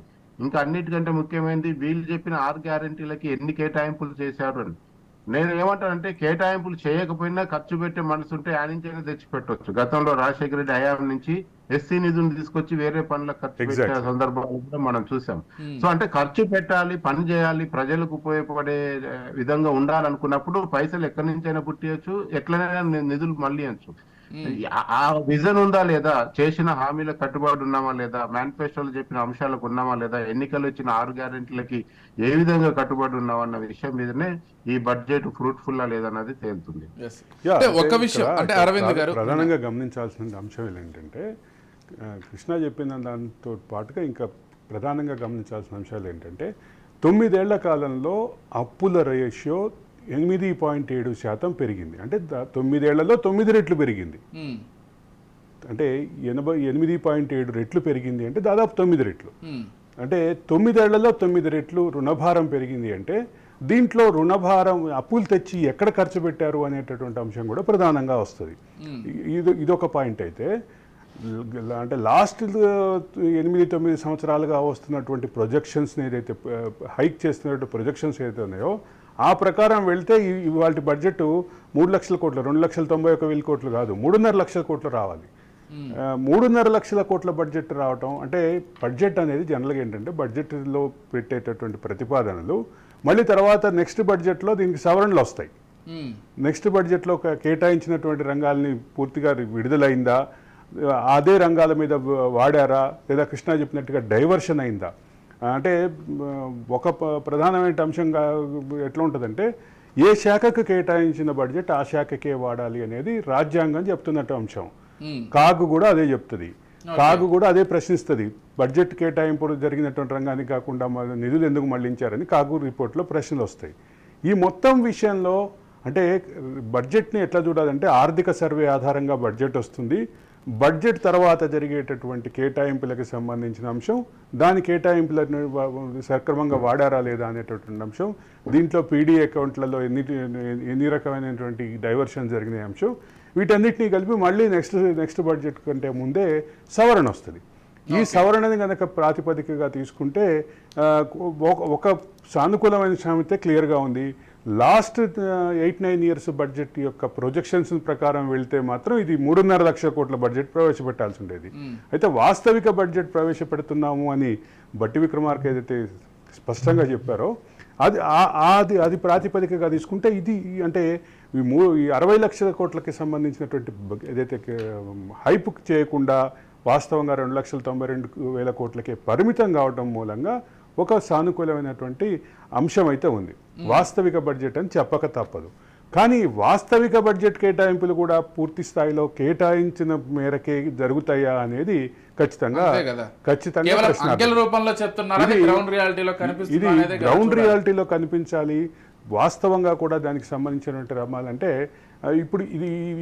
ఇప్పుడు కాదు, అప్రోప్రియేషన్ బిల్లు పెట్టిన తర్వాత వచ్చేటటువంటి ఒక 2 నెలల కాలం తర్వాత జరిగేటటువంటి జీవోలు, దానికి సంబంధించినటువంటి బడ్జెట్ రిలీజింగ్ ఆర్డర్స్, BROs అంటారు. బడ్జెట్ రిలీజింగ్ ఆర్డర్స్ని పరిశీలిస్తే అసలు దానికి సంబంధించిన ఫ్లో నిజంగానే బడ్జెట్ ప్రసంగం ప్రకారం వెళుతోందా లేదా అందుకు విరుద్ధంగా వెళుతుందని అర్థమవుతుంది. ఇప్పుడు నేను చిన్న ఉదాహరణ చెప్తాను. 31,000 కోట్లకి సంబంధించినటువంటి రుణమాఫీ యాక్చువల్గా 36,000 కోట్లు అనుకున్నారు. ఇప్పుడు 31,000 కోట్లకి కుదించి 31,000 కోట్లకు చేస్తున్నామని చెప్తున్నారు. కానీ బడ్జెట్లో 26,000 కోట్ల కేటాయించారు. దానికి 26,000 కోట్లు మాత్రమే కేటాయించినటువంటి నేపథ్యంలో ఈ అంశాలు దీనికి సంబంధించిన అంశాలు చాలా ఉన్నాయి. బడ్జెట్కి సహజంగా ఉండేటటువంటి స్పీచ్లో బడ్జెట్ అనేటటువంటి దాన్ని గతంలో కేటాయింపులు దానికి ప్లస్సా మైనసా చేసి సింపుల్గా ముగిస్తారు. ఈసారి ఒక చిన్న మార్పు అయితే కనిపిస్తుంది. ఆ ప్రొజెక్షన్స్ ప్రకారం వెళ్తే 3.5 లక్షల కోట్ల వాళ్ళు 2,92,000 పరిమితం కావడం ద్వారా ఒక సానుకూలమైన ఇండికేషన్ పంపించారు. ఇది వాస్తవ రూపంలో ఇట్లాగే ఉంటుందా లేదా గతంలో ప్రభుత్వాలు చేసినట్లుగా నిధుల మళ్లింపు ఏదైతే ఉందో ఆ నిధుల మళ్లింపు కూడా ప్రధానమైనటువంటి చర్చ వస్తుంది. దానికి మళ్ళీ కాగ్ చేసేటటువంటి కామెంట్స్కి మళ్ళీ రాష్ట్ర ప్రభుత్వం మళ్ళీ శాసనసభలో ఇవ్వబోతున్నటువంటి వివరణ, ఇవన్నీ కూడా ఒక ఓవరాల్గా చూస్తే దీనికి సంబంధించినటువంటి అంశాలు అప్పుడు క్లారిటీ వస్తాయి. బడ్జెట్కి సంబంధించిన వాస్తవ రూపం కొంతకాలం తర్వాత అర్థమవుతుంది. కాకపోతే ఒకటి అరవింద్ గారు, కృష్ణ గారు చెప్పిన ఒక విషయంతో నేను కూడా ఏకీభవిస్తున్నాను. వైద్య రంగానికి సంబంధించి మరిన్ని కేటాయింపులు జరిపి ఉండాల్సింది. ఎందుకంటే గత ప్రభుత్వంలో వైద్య రంగాన్ని పూర్తిగా నిర్లక్ష్యం చేశారు. గవర్నమెంట్ హాస్పిటల్స్ నిర్లక్ష్యం చేసి ప్రైవేట్ ఆసుపత్రులు హైదరాబాద్ నగర వ్యాప్తంగానే కాదు అటు ఇతర నగరాల్లో కూడా ఏ విధంగా విస్తరించాయో చూసాం. ఈ నేపథ్యంలో ప్రభుత్వం తరపున వైద్య రంగానికి మరిన్ని కేటాయింపులు జరిపి ఉండాల్సిందేమో, ఆ నిర్లక్ష్యాన్ని కొంత 11,468 కోట్లు కేటాయించారు. అవును. అయితే గత ప్రభుత్వ హయాంలో అంటే ఏ రంగాన్ని ఎట్లా విమర్శించినా ఒక సానుకూలమైనటువంటి అంశం అయితే ఉంది గత ప్రభుత్వ కాలంలో. అది చెప్పాలంటే జిల్లాకు ఒక గవర్నమెంట్ హాస్పిటల్ వచ్చింది, 100 పడకల హాస్పిటల్ ఉంది. అంటే గవర్నమెంట్ మెడికల్ కాలేజ్ వచ్చింది. జిల్లాకు ఒక గవర్నమెంట్ మెడికల్ కాలేజ్ వచ్చింది కాబట్టి అది కూడా జిల్లాల సంఖ్య విపరీతంగా పెరిగినటువంటి నేపథ్యంలో వచ్చినటువంటి ఈ హాస్పిటల్ మూలంగా కొంత మేరకు ఇన్పేషెంట్ సౌకర్యం పెరిగింది. ఇన్పేషెంట్ సౌకర్యం పెరగడంతో పాటు అవుట్ పేషెంట్ సౌకర్యం కూడా పెరిగింది. అయితే ఇక్కడ ఇన్ఫ్రాస్ట్రక్చర్ పెరిగింది కానీ దానికి కావాల్సినటువంటి రిక్వైర్మెంట్స్, దానికి కావాల్సినటువంటి మందుల నుంచి మొదలు పెడితే, స్టాఫ్ నుంచి మొదలు పెడితే మిగతా రిసోర్సెస్ ఏ ఉంటాయో వీటి విషయంలో ఖచ్చితంగా కాన్సన్ట్రేట్ చేయాల్సినటువంటి అవసరం అయితే ఉంది. అదే సందర్భంలో ఇందాక కృష్ణ మాట్లాడుతూ చెప్పినటువంటి ఇంకో అంశం విద్యారంగానికి. విద్యారంగం మీద గత ప్రభుత్వ హయాంలో చాలా విమర్శలు వచ్చినాయి. ఆ విమర్శలకి పూర్తి స్థాయిలో అడ్రస్ చేస్తామని కాంగ్రెస్ ఎన్నికల మేనిఫెస్టోలో ఇచ్చింది కాబట్టి దానికి సంబంధించినటువంటి అంశాలు ముందుకు ఎట్లా తీసుకెళ్తారు దాన్ని అంతా ఒక కీలకమైన అంశం. అట్లాగే సాగునీటి రంగానికి 22,301 కోట్లు కేటాయించారు. 22,301 కోట్లు కేటాయించినటువంటి ఇదే ప్రభుత్వం ప్రయారిటీ లిస్టులో చెప్తున్నటువంటి పాలమూరు రంగారెడ్డి కానీ, తుమ్మిడిహెట్టి దగ్గర నుంచి మళ్ళీ ఏదైతే పాత ప్రాణహిత చేవెళ్ళ ప్రాజెక్టులో భాగంగా ఉన్నటువంటి తుమ్మిడిహెట్టి నుంచి శ్రీపాద సాగర్ వరకు నీటికి సంబంధించినటువంటి కాలువల నిర్మాణం పూర్తి కానీ, అలాగే మన తుమ్మిడిహెట్టి దగ్గర కట్టాల్సినటువంటి బ్యారేజ్ ప్రతిపాదన కానీ ఇవన్నీ కూడా చాలా హ్యూజ్ అమౌంట్సే ఉన్నటువంటి పరిస్థితి ఉంది. సీతారామ సాగర్ నుంచి మొదలు పెడితే చాలా ప్రాజెక్టులు పూర్తి కాబోతున్నటువంటి దశలో ఉన్నటువంటి ప్రాజెక్టులు 80% 90% పూర్తయినటువంటి ప్రాజెక్టులు పూర్తిగా కంప్లీట్ చేస్తే ఆ ఫలాలు అందుబాటులోకి వస్తాయనే నేపథ్యంలో వాటిని కంప్లీట్ చేసేందుకు ఎక్కువగా ఇక్కడ ఒక ప్రధానమైన అంశం ఏంటంటే 1,00,000 కోట్లు ఖర్చు పెట్టి కట్టినటువంటి కాళేశ్వరం ప్రాజెక్టు ఎన్ని ఎకరాలకి నీళ్లు ఇచ్చారు అంటే 97,000 ఎకరాలకు నీళ్లు ఇచ్చాము అని చెప్పి గత ప్రభుత్వం on the floor of the house చెప్పింది. దాని నుంచి తీసుకొని ఇప్పుడు ఇటీవల కాలంలో 247 కోట్లు ఖర్చు పెడితే 65,000 ఎకరాలకు నీళ్ళు వస్తున్నటువంటి ఒక 6 ప్రాజెక్టులను ఆల్రెడీ రాష్ట్ర ప్రభుత్వం ఐడెంటిఫై చేసింది. అటువంటి వాటిని ముందుకు తీసుకెళ్ళే అవసరం అది 10 సంవత్సరాలుగా పెండింగ్లో ఉన్నాయి. ఇక్కడ కీలకంగా గమనించాల్సింది ఏంటంటే 2004 నుంచి 2014 వరకు అధికారంలో ఉన్నటువంటి కాంగ్రెస్ కానీ, అంతకుముందు అధికారంలో ఉన్నటువంటి తెలుగుదేశం కానీ వాటి ప్రాజెక్టులని ముందుకు తీసుకొచ్చి చివరి స్టేజ్లో ఆగినటువంటివి లేదా ముగింపు స్టేజ్లో ఆగినటువంటి వాటిని గత ప్రభుత్వం నిర్లక్ష్యం చేసిన కారణంగా ఆగిపోయినటువంటి ప్రాజెక్టుల్లో ఈ 247 కోట్లు ఖర్చు పెడితే 65,000 ఎకరాలకి నీళ్ళు వచ్చేటటువంటి లిఫ్ట్ ఇరిగేషన్లు కానీ, మిగతా ప్రాజెక్టులు కానీ, గ్రావిటీ ప్రాజెక్టులు కానీ వీటన్నిటినీ కనుక కలిపి అంటే ఇటువంటి ప్రొడక్టివ్ విషయాల మూలంగా ఎక్కువ సాగులోకి తీసుకురావడం ద్వారా ఖచ్చితంగా దానికోసం వస్తున్నటువంటి ప్రశ్నలకి సమాధానం చెప్పే అవకాశం అయితే ఖచ్చితంగా ఉంది. అంటే వీటితో పాటు హైదరాబాద్కు సంబంధించి, హైదరాబాద్ అభివృద్ధికి సంబంధించి కూడా నిన్న కొన్ని కామెంట్స్ వినిపించాయి. హైదరాబాద్ను గత ప్రభుత్వం పూర్తిగా నిర్లక్ష్యం చేసింది. ఏదైతే అభివృద్ధి జరుగుతుందో అంటే ఐటీ సెక్టార్లో అది ఎలాగో జరుగుతుంది, కాకపోతే మీరు డ్రైనేజ్ సిస్టమ్ కావచ్చు, లేకపోతే సివేజ్ వాటర్ విషయంలో కావచ్చు, వీటి విషయంలో ఏమాత్రం పట్టించుకోకుండా ఈరోజు హైదరాబాద్లో చుక్క వర్షం పడితే ఎక్కడికక్కడ ట్రాఫిక్ స్తంభించిపోవడం కావచ్చు, చెరువులను తలపిస్తున్నటువంటి రోడ్లను కావచ్చు చూస్తున్నాం. ఇది పూర్తిగా బీఆర్ఎస్ హైదరాబాద్ అభివృద్ధి విషయంలో హైదరాబాద్లో గత ప్రభుత్వం కోర్ హైదరాబాద్ని నెగ్లెక్ట్ చేసింది అనే విషయంలో ఎవరికి భేదాభిప్రాయం లేదు. ఐ హోప్ కృష్ణ గారు మీరెలా చూస్తారు? ఎందుకంటే హైదరాబాద్ లాంటి ఒక విశ్వనగరానికి సంబంధించి హైదరాబాద్ లో వస్తున్నటువంటి రెవెన్యూను తెలంగాణ వ్యాప్తంగా కూడా అభివృద్ధి చేయడానికి ఉపయోగపడుతుంది కాబట్టి హైదరాబాద్ విషయంలో ఖచ్చితంగా జాగ్రత్త తీసుకోవాల్సినటువంటి అవసరం ఉంది. హైదరాబాద్ అభివృద్ధి విషయంలో ప్రభుత్వాలు చిత్తశుద్ధిగా వ్యవహరించాల్సినటువంటి అవసరం కూడా ఉంది. దీనికి సంబంధించిన కామెంట్స్ కావచ్చు, విమర్శలు, ప్రతి విమర్శలు ఏ విధంగా చూస్తారు? ఇవాళకి కూడా హైదరాబాద్ డెవలప్మెంట్ అంటే చంద్రబాబే గుర్తొచ్చేటట్టు చేస్తున్నాయి తర్వాత వచ్చిన ప్రభుత్వాలు. ఎందుకంటే మీకు ఆ తర్వాత వచ్చిన నాలాల ఆక్రమణలు కానీ, నాలాల మీద కట్టిన కట్టడాలు కానీ, చెరువుల కబ్జాలు కానీ ఇవి ప్రధానమైన సమస్యలు హైదరాబాద్ లో. మీకు ఎక్కడెక్కడ వాటర్ పోవాలో అక్కడ వాటర్ పోకుండా ఎప్పుడైతే కాంక్రీట్ కన్స్ట్రక్షన్స్ వచ్చేసాయో మీరు చెప్పిన చిన్న వర్షానికి కూడా మునిగిపోవటం అనేది గత 5 ఏళ్లలో, గత 9 ఏళ్లలో కూడా చూసాము. ఇప్పుడు కూడా అదే పరిస్థితి ఉంది. సో అన్నిటికంటే ముఖ్యంగా గత బీఆర్ఎస్ కాలంలో హైదరాబాద్ లో జరిగింది ఏంటంటే అవసరం లేని చోట కూడా ఫ్లైఓవర్లు కట్టారనేది అతిపెద్ద విమర్శ. మరి నిజంగా అక్కడ ఆ ఫ్లైఓవర్ అవసరమా లేదా? చాలా చోట్ల ఫ్లైఓవర్లు చాలా పెద్ద, చాలా పొడుగ్గా కూడా కట్టారు. ఇదంతా కేవలం కాంట్రాక్టర్లకి, ఆ పార్టీలను బతికించడానికి కట్టుకున్న ఫ్లైఓవర్ తప్ప నిజానికి అక్కడ అవసరం లేదన్న విమర్శ కూడా మనం చాలా రోజులు విన్నాం. అంటే హైదరాబాద్ లో ఫ్లైఓవర్లు కట్టాము, కొన్ని పార్కులు తయారు చేశాము, కొన్ని స్కైవేలు కట్టినాము, దీంతోనే హైదరాబాద్ అభివృద్ధి అని అప్పుడు బీఆర్ఎస్ చెప్పుకున్నది. ఈవెన్ మెట్రో కూడా కాంగ్రెస్ హయాంలో స్టార్ట్ అయితే బీఆర్ఎస్ తన ఖాతాలు వేసుకున్న పరిస్థితిని కూడా మనం చూడవచ్చు. సో ఏదేమైనా సరే ఒక ప్రభుత్వం చేసిన పని ఇంకో ప్రభుత్వం క్లెయిమ్ చేసుకోవటం అనేది సర్వసాధారణంగా జరిగేదే. కానీ హైదరాబాద్ విషయంలో మాత్రం పూర్తిగా అంటే మీరు హైదరాబాద్ మొత్తాన్ని కేటీఆర్ కి అప్పచెప్పి, ముఖ్యంగా హెచ్ఎండిఏ పరిధి మొత్తం కూడా రంగారెడ్డి హైదరాబాద్ పరిధిలో ఉన్న రాజకీయ వాతావరణం అంతా కూడా కేటీఆర్ పరిధిలోకి వెళ్ళిపోయి అక్కడ ఎక్కడ చూసినా ఆయనే ఒక అర్బన్ మినిస్ట్రీగా ఏ ఏ ఏ ప్రారంభోత్సవం ఏదైనా కూడా మొత్తం ఒంటి చేత్తో గడిచిన 8-9 సంవత్సరాల్లో హైదరాబాద్ కాన్సన్ట్రేషన్ అంతా కేటీఆర్ వల్ల జరిగింది. రాజకీయంగా చూస్తే అసలు హైదరాబాద్ రంగారెడ్డి మెట్రో హెచ్ఎండిఏ పరిధిలో ఎక్కువ సీట్లు కూడా కేటీఆర్ వాళ్ళే గెలిచారని కూడా వాళ్ళు చెప్పుకుంటున్నారు. సో డెవలప్మెంట్ ఏ రకమైన డెవలప్మెంట్ జరిగింది? మీరు చెప్పిన నీళ్లు పోకుండా ఉండాలంటే చాలా విప్లవాత్మకమైన చర్యలు తీసుకోవాలి, చాలా కూలగొట్టాలి. మీకు చాలా సందర్భాల్లో మనం చూడొచ్చు, ఫలాంది ప్రభుత్వానికి వ్యతిరేకంగా నిబంధనలకు వ్యతిరేకంగా కట్టారన్న దాన్ని ఒక్కరోజు బుల్డోజర్ పోగానే తెల్లారి ఆ పని అయిపోయిన సందర్భాలు ఎన్నో ఉన్నాయి. అంటే ఈ 9 ఏళ్లలో కూడా వాళ్ళు కూడా అక్కడక్కడ బెదిరించి వాళ్ళని ఆ యజమానులు బెదిరించి ఎంతో కొంత వాళ్ళ దగ్గర వసూలు చేసి వదిలేశారు తప్ప ఓవరాల్ గా హైదరాబాద్ నగరానికి ఇవ్వాల్సిన ఆ శోభను ఇవ్వలేకపోయారు. సో అందుకనే ఇప్పటికిప్పుడు ఈ రాత్రికి హైదరాబాద్ లో వర్షానికి సంబంధించిన సమస్య కానీ ఇతరత్ర మీకు సెంట్రల్ హైదరాబాద్ అనేది కనీసం ఢిల్లీకి వెళ్తే సెంట్రల్ ఢిల్లీ అన్న ఒక పద్ధతి ప్రకారం ఉంటది. ఇవాళ హైదరాబాద్ ఏ మూలకు పోయినా పద్ధతికి ఉండే పని లేదు. ఎందుకంటే రాజ్భవన్ నిండిపోతుంటది, సీఎం సెక్రటరియట్ నుంచి నీళ్లు కారుతుంటాయి. ఇంతకు మించిన సెంట్రల్ కోర్ హైదరాబాద్ ఏముంటది? అందుకని సెక్రటేరియట్ కట్టిన తర్వాత ప్రారంభోత్సవమైన కొద్ది రోజుల తర్వాతే బయట మొత్తం చెరువును తలపించేలా అక్కడ నీళ్లు నిలిచిపోయాయంటే పక్కనే చెరువు ఉంది, ఆ చెరువులోకి ఈ నీళ్లు వెళ్ళేటటువంటి మార్గాలన్నీ మూసుకుపోయినటువంటి పరిస్థితి. ఆ మూసుకుపోవడానికి కారణం మళ్ళీ అదే ప్లాస్టిక్, అదే గార్బేజ్, వీటన్నిటి ఇటువంటి చర్చ చాలా విస్తృతమైన చర్చ. అంటే హైదరాబాద్ చుట్టూ తిరుగుతున్నటువంటి వివాదం, హైదరాబాద్ చుట్టూ తిరుగుతున్నటువంటి చర్చలో కీలకంగా భావించాల్సింది ఏంటంటే కోర్ హైదరాబాద్ ఏదైతే ఉందో ఆ కోర్ హైదరాబాద్ నెగ్లెక్ట్ అయింది. పెరుగుతున్నటువంటి హైదరాబాద్ ఏదైతే ఉందో ఆ హైదరాబాద్లో పెరుగుదలని దాన్నే గ్లోరిఫై చేసి చూపించి గత ప్రభుత్వం హైదరాబాద్ యొక్క అభివృద్ధి విషయంలో, హైదరాబాద్ యొక్క మౌలిక అంశాల విషయంలో నిర్లక్ష్యం వహించింది అనేది ప్రధానమైన విమర్శ.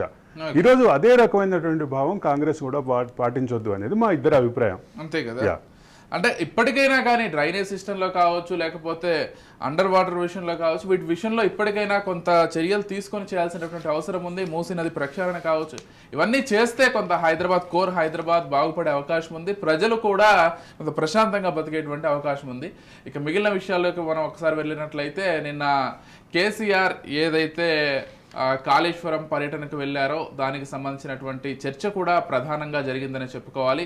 కాళేశ్వరం ప్రాజెక్టును బీఆర్ఎస్ నేతలు కూడా సందర్శించారు. ప్రపంచంలోనే అతిపెద్ద లిఫ్ట్ ఇరిగేషన్ ప్రాజెక్టు కాళేశ్వరం అంటూ కేటీఆర్ కూడా మళ్ళీ వ్యాఖ్యలు చేసినటువంటి సందర్భాన్ని గమనిస్తున్నాం. దీంతో పాటు మరికొన్ని ఆసక్తికర వ్యాఖ్యలు చేశారు. మేడిగడ్డలో జరిగినటువంటి చిన్న చిన్న సంఘటనలలో లేకపోతే పొరపాట్లను వాటినే ఎలాబరేట్ చేసి అసలు మొత్తం కాళేశ్వరం దేనికి పనికి రాకుండా పోయిందనేటువంటి ఒక ఇమేజ్ని సృష్టించాలనుకుంటున్నారు. అసలు ఏంటిది అని అడుగుతున్నటువంటి సందర్భం. అయితే దీనికి సంబంధించి మనం నిన్న మాట్లాడుకున్నప్పుడు కేసీఆర్ కూడా వెళ్తారు అని మీరు ఆశాభావం వ్యక్తం చేశారు. కేసీఆర్ వెళితే మేడిగడ్డ నుంచి కాళేశ్వరం యొక్క అవసరాన్ని, కాళేశ్వరం యొక్క గట్టిదనాన్ని, కాళేశ్వరం యొక్క స్ట్రెంగ్త్ని, కాళేశ్వరం ప్రాజెక్టు మూలంగా తెలంగాణ ఆర్థిక వ్యవస్థ ఎలా మారిపోయింది నుంచి మొదలుపెట్టి రకరకాల అంశాలకి ఆయన ప్రాధాన్యత ఇచ్చి క్లారిటీ ఇస్తారు అని మీరు చెప్పారు. నిజమే అని నేను కూడా అనుకున్నా. అంటే అక్కడికి వెళ్ళి కాళేశ్వరం నుంచి కేసీఆర్ నిజంగానే దానికి సంబంధించి వస్తున్నటువంటి ఆరోపణలకి సమాధానం చెప్తారేమో అనుకున్నాం మనం. అయితే దీనికి ఆస్కారం లేకుండా ఆయన బడ్జెట్ ప్రసంగం అవగానే బయటకు వచ్చి 3 నిమిషాల సేపు మీడియాతో మాట్లాడి మళ్ళీ ఇంటికో ఫామ్ హౌస్కో వెళ్ళిపోయారు. ఇక్కడ ఒక ప్రధానమైన అంశం గమనించాల్సింది ఏంటంటే ఇన్ని ఆరోపణలు వస్తున్నా, ఇన్ని వివాదాలు వస్తున్నా, ఇంత చర్చ జరుగుతున్నా కేసీఆర్ పూర్తి స్థాయిలో దాని మీద వివరణ ఇవ్వట్లేదు, పూర్తి స్థాయిలో దానిపైన మాట్లాడట్లేదు. ఇప్పుడు ఎమ్మెల్యేలు వెళ్ళారు. ఎమ్మెల్యేలు వెళ్ళినటువంటి క్రమంలో కూడా ప్రధానంగా గమనించాల్సింది ఏంటంటే ఏదైతే ప్రపంచంలోనే అతిపెద్ద ప్రాజెక్టు అని చెప్పారో ఆ ప్రాజెక్టుని అట్లా మ్యాగ్నిఫై చేసి అట్లా గ్లోరిఫై చేసి చూపించినటువంటి అంటే అంతర్జాతీయ మీడియా సంస్థ కూడా ఆ వీడియోని అంటే ప్రధానంగా అవైలబుల్గా లేకుండా తొలగించింది. సో అంత గ్లోరిఫై చేసి చూపించినటువంటి ఈ ప్రాజెక్టులో ఈ వైఫల్యాన్ని అంటే జరిగినటువంటి నిర్మాణ వైఫల్యాన్ని, నిర్వహణ వైఫల్యాన్ని ఆ సంస్థ కూడా ప్రాధాన్యతగా తీసుకున్నటువంటి అంశంలో ఏదైతే గ్లోరిఫై చేసి చూపించిందో దాన్ని వెనక్కి తగ్గి పూర్తిగా వీడియోని కూడా ఇంటర్నెట్ నుంచి తొలగించినటువంటి నేపథ్యంలో ఇప్పుడు కేటీఆర్ మాట్లాడినటువంటి ఈ వ్యాఖ్యకి ఎట్లా అర్థం చేసుకోవాలి చెప్పండి. కేటీఆర్ చెప్తున్నట్టుగా నిజంగానే ప్రపంచంలోనే అతిపెద్ద లిఫ్ట్ ఇరిగేషన్ ప్రాజెక్టు, ప్రపంచంలోనే అతిపెద్ద లిఫ్ట్ ఇరిగేషన్ ప్రాజెక్టు కేవలం 97,000 ఎకరాలకి మాత్రమే సాగునీరు ఇవ్వటంలో ఎందుకు పరిమితమైంది? 97,000 ఎకరాలకు మాత్రమే సాగునీరు ఇచ్చామనేటటువంటి గత ప్రభుత్వ ప్రకటన, గత ప్రభుత్వానికి సంబంధించినటువంటి అదే శాఖలో గత ప్రభుత్వంలోనే ఇంజనీరింగ్ చీఫ్గా ఉన్నటువంటి మురళీధర్ రావు అదే మేడిగడ్డ వేదికగా ఎందుకు చెప్పారు? అదే వేదిక అంటే గత ప్రభుత్వానికి అత్యంత సన్నిహితుడుగా ఉన్నటువంటి మురళీధర్ రావు మాటనే ప్రామాణికంగా తీసుకుంటే 97,000 ఎకరాలకే ఇచ్చారు. రెండోది, గత ప్రభుత్వానికి చివరి రోజుల్లో ఏదైతే శాసనసభలో అడిగినటువంటి ప్రశ్నకు కూడా అప్పటి మంత్రి ఏదైతే సమాధానం చెప్పారో అది కూడా ప్రాతిపదికగా తీసుకుంటే 97,000 ఎకరాలకే ఇచ్చారు. ఇది కాస్ట్ బెనిఫిట్ రేషియో నుంచి మొదలు పెడితే డిపిఆర్ వరకు, కాస్ట్ బెనిఫిట్ రేషియో నుంచి మొదలు పెడితే నిర్వహణ వైఫల్యాల వరకు అనేక అంశాల్ని పరిగణలోకి తీసుకొని తెలంగాణ సమాజం అనేక ప్రశ్నలు సంధిస్తుంటే దానికి సమాధానం చెప్పాల్సినటువంటి కేసీఆర్ రాకపోవటం ఒక మైనస్ అయితే, వచ్చినటువంటి కేటీఆర్ చేసినటువంటి వ్యాఖ్యల్ని ఎట్లా చూడాలి? నిజంగానే ప్రపంచంలోనే పెద్ద ప్రాజెక్టుగా అంటే ఆ రకమైనటువంటి ఎలివేషన్ ఇచ్చారు, ఓకే, అది వాస్తవం. కానీ ప్రపంచంలోనే అతిపెద్ద ప్రాజెక్టు 97,000 ఎకరాలకు మాత్రమే నీటినివ్వడంలో ఎందుకు పరిమితమైందనే ప్రశ్న కూడా కేటీఆర్ సమాధానం చెప్పారు. ఒకసారి కృష్ణ గారితో మాట్లాడదాం ఇదే అంశానికి సంబంధించి. కృష్ణ గారు అన్నట్లుగానే నిన్న కేసీఆర్ అక్కడికి వెళ్తారనేటువంటి చర్చ బలంగా జరిగింది. కాకపోతే కేటీఆర్ చేసిన వ్యాఖ్యలు అయితే కొంత హైలైట్ అయ్యాయని చెప్పుకోవాలి. అతిపెద్ద లిఫ్ట్ ఇరిగేషన్ ప్రాజెక్టుగా దాన్ని ప్రొజెక్ట్ చేస్తూ మాట్లాడడం కావచ్చు, ఏదో చిన్న పొరపాటు జరిగితే దాన్ని ఎక్కువగా ఎలాబరేట్ చేసి తప్పు జరిగిపోయింది, అసలు ఏదో ప్రాజెక్ట్ పనికి రాకుండా పోయిందనే కాంగ్రెస్ నేతలు చెప్తున్నారని చేసినటువంటి కామెంట్స్ కావచ్చు. వీటికి సంబంధించి అసలు మీరేం చెప్తారు? అంటే వచ్చిన నీళ్లు వచ్చినట్టు వదలటం ద్వారా ప్రాజెక్ట్ ఉపయోగం ఏంటో నాకు కూడా అర్థం కావట్లేదు. నీళ్ళని స్టోరేజ్ చేసినప్పుడు కదా ప్రాజెక్టు మీద ఆనకట్ట కడితే అది రిజర్వాయర్ గా మారాలి. మనకందరికీ తెలిసినటువంటి ప్రాథమిక సూత్రం ఇది. అదే అసలు అక్కడ నీళ్లు నిల్వ చేయకపోతే ప్రాజెక్టు లేకపోయినా అవి ఎలాగ వెళ్తాయి కదా. వీళ్ళేదో మార్గాలు ఇప్పుడు నదికి మార్గం క్రియేట్ చేసినట్టుగా చెప్పుకుంటున్నట్లుగా ఉంది. అది ఎలాగో ఉన్నటువంటి మార్గమే వెళ్ళిపోతాయి నీళ్లు. అదే అంటే ప్రాజెక్ట్ యొక్క దాని సేఫ్టీ కానీ దాని కెపాసిటీ తెలవాలంటే నిలువ అనేది పెద్ద ఇంపార్టెంట్ విషయం కదా. దాని ఏవేవో మాట్లాడుతున్నారు బీఆర్ఎస్ నాయకులు. అంటే కిందికి నీళ్లు వదలటానికి మీరు కొత్తగా కట్టాల్సిందే ఉంది, లక్షల కోట్లు నీళ్ళలో పోయాల్సిన అవసరం ఏముంది? అది కాదు విషయం. సో ఈ కీలకమైన అంశాన్ని ఎంతసేపటికి మాట్లాడుకుంటా ప్రాజెక్టు నిలబడ్డది చూశారని వీళ్ళే డ్రోన్లు పెట్టి విజువల్ తీసి సోషల్ మీడియాలో ముందే వీళ్ళే పెట్టి వీళ్ళ హయాంలో కనీసం అక్కడ ఇటుక ఎట్లుందో కూడా చూడనియలేదు. ఇప్పుడు మాత్రం వీళ్ళు డ్రోన్ వేసుకొని అది అట్లాంటి పరిస్థితుల్లో ఈ రోజు కాళేశ్వరం అద్భుతం, మహాద్భుతం అని చెప్పుకోవటం అంటే నిజంగా మహాద్భుతం జనానికి ఉపయోగపడేది అయితే ఈ ప్రభుత్వం మాత్రం ఎందుకు నెగ్లెక్ట్ చేస్తుంది? అంటే కేసీఆర్ కట్టినని 1,00,000 కోట్లని ఇంకో ప్రభుత్వం వేస్ట్ చేస్తుందా? అట్లా ఉండదు కదా. ప్రాజెక్టులు అనేవి అక్కడ చాలా మంది ముంపుకు గురయ్యారు, కొన్ని గ్రామాలు కొట్టుపోయాయి, జీవితాలు మారిపోయాయి, ఇప్పటి వరకు పరిహారం అందలేదు. చాలా ఇబ్బందులలో ఉన్న ప్రజానికాన్ని దృష్టిలో పెట్టుకుని అంత పెద్ద ప్రాజెక్టు వాడుకోకుండా ఎట్లుంటది ఏ ప్రభుత్వం అయినా? మీరు అక్కడ వచ్చిన దాని పడ్డ గండి కానీ మనకు కూలిపోతుంది అన్నంత భయంకరమైన పెచ్చులు కానీ అవన్నీ మనం క్రాక్స్ కానీ చూసాము.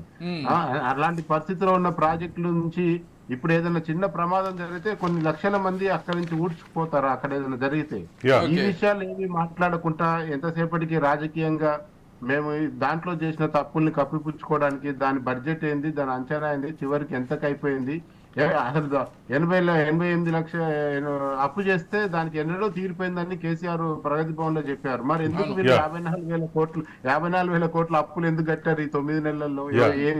ఏ ప్రాజెక్ట్ దేనికి చేసిన అప్పులు 54,000 కోట్లు కట్టినట్టు కేసీఆర్ చేసిన అప్పులని?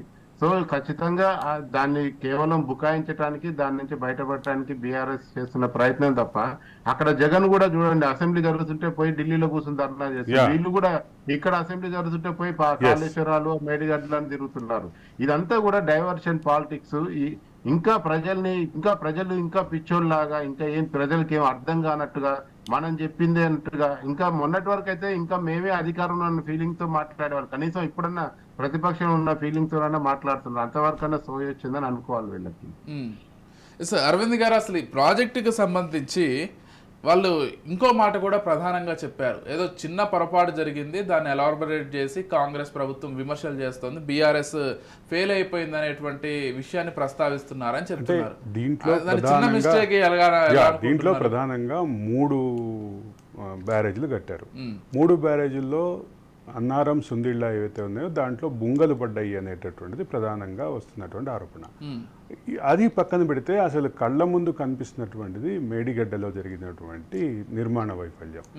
ఎంత భారీ నిర్మాణ వైఫల్యం అంటే అదేదో చిన్న చీరికలాగా, చిన్న నెర్రెలాగా భావిస్తే ఇప్పుడు అది పెద్దగా అంటే కాంగ్రెస్ ఎమ్మెల్యేలు వెళ్ళినప్పుడు చాలా క్లియర్గా చూపించారు.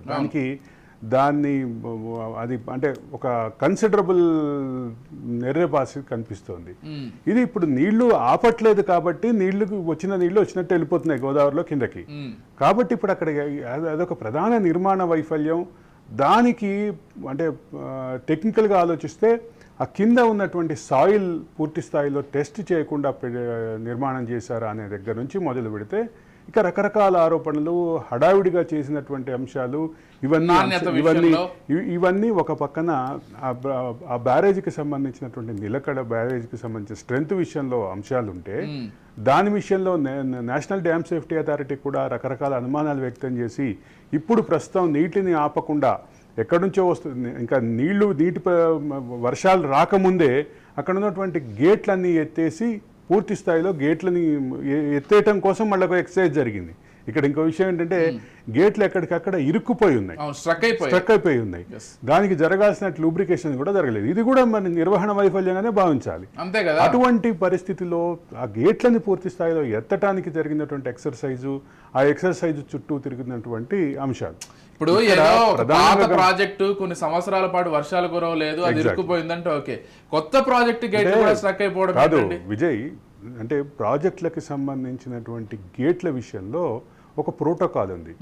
దాన్ని ఒక కాల పరిమితి ప్రకారం రెగ్యులర్ రిపేర్ చేయాలి, దానికి గ్రీజింగ్, లూబ్రికేషన్ చేయాలి. లూబ్రికేషన్తో పాటు దాన్ని అంటే తరచుగా గేటు ఎత్తి మళ్ళీ దించాలి. ఆ గేటు ఎత్తేటటువంటి క్రమంలో ఉండేటటువంటి ప్రోటోకాల్ ఉంటుంది. దాన్ని ఎత్తటంతో పాటు ఎత్తిన తర్వాత చేయాల్సినటువంటి కొన్ని మరమ్మతులు ఉంటాయి. అదే సందర్భంలో స్పిల్ ఛానల్కి జరగాల్సినటువంటి రిపేర్లు, ఇవన్నీ కూడా దానికి ఒక ప్రోటోకాల్ ఉంది. దానికి నేషనల్ డ్యామ్ సేఫ్టీ అథారిటీ ఇచ్చినటువంటి ప్రోటోకాల్ ఉంది, కేంద్ర జలశక్తి శాఖ ఇచ్చినటువంటి ప్రోటోకాల్ ఉంది, సిడబ్ల్యూసి ఇచ్చినటువంటి ప్రోటోకాల్ ఉంది. వీటన్నిటినీ ఎక్కడా పాటించలేదు అనేటటువంటి విమర్శలు వస్తుంటే, అసలు దాన్ని ఏదో తెలంగాణకి వరప్రదాయంగా చేస్తే మీరు దాన్ని నాశనం చేస్తున్నారు అనేటటువంటి రాజకీయ విమర్శలకు మాత్రమే పరిమితం కావటం, ఆ డ్యామ్ యొక్క భవిష్యత్తు, డ్యామ్ యొక్క సేఫ్టీ, వీటన్నిటితో పాటు అసలు కాలువలు కట్టకుండా నిర్మాణం ప్రాజెక్ట్ ఎట్లా పూర్తయింది అనేటువంటి 5 సంవత్సరాల క్రితం ప్రాజెక్ట్ పూర్తయిందని 3 ముఖ్యమంత్రులు ఓపెన్ చేస్తే ఇవాళ వరకు field canals, distributor canals, distributor channels కూడా లేవు అనేటటువంటి అంశం. వీటన్నిటిని కలిపి ఆలోచిస్తే మాత్రం ఆ ప్రాజెక్ట్ యొక్క ఇంటిగ్రిటీ అర్థమవుతుంది. ఇక్కడ ఒక విషయం అరవింద్ గారు, ఒకవేళ నిజంగానే కేటీఆర్ కావచ్చు లేకపోతే కేసీఆర్ కావచ్చు అక్కడికి వెళ్ళి దాన్ని సందర్శించి టెక్నికల్గా ఇది తెలంగాణకు ఎంతవరకు ఉపయోగపడింది, ఈ విషయాల్ని కనీసం తెలిపినా బాగుండేది. మీరు అన్నట్లుగా కేవలం రాజకీయ విమర్శలు మాత్రం చేసి తప్పించుకునే ప్రయత్నం చేశారు, లేకపోతే ప్రస్తుతం జరుగుతున్నటువంటి రాజకీయ చర్చను తప్పుదోవ పట్టించే ప్రయత్నం చేశారనే చూడాలేమో. ఏమంటారు కృష్ణ గారు? ఖచ్చితంగా ఇది మొదటి నుంచి కాళేశ్వరం మొదలు పెట్టినప్పటి నుంచే దాన్ని ఒక సీక్రెట్ ఎజెండా లాగా నడిపించడానికే ప్రయత్నం జరిగింది. పైగా ఫస్ట్ నిపుణులు చెప్పిన దాన్ని ఏమాత్రం కూడా పట్టించుకోకుండా మీకేందా నాకే అన్ని తెలుసు అంటూ ఆయనే చీఫ్ ఇంజనీర్ అయిపోయి మొత్తం మ్యాప్ అంతా ఆయనే గీసుకొని ఆయనే కట్టుకున్నాడు కనుక ఇవాళ ఆయనే దాన్ని సమర్థించుకోవాలి. కానీ మధ్యలో జరిగిన నష్టం ఏంది? ప్రజల యొక్క సొమ్ము.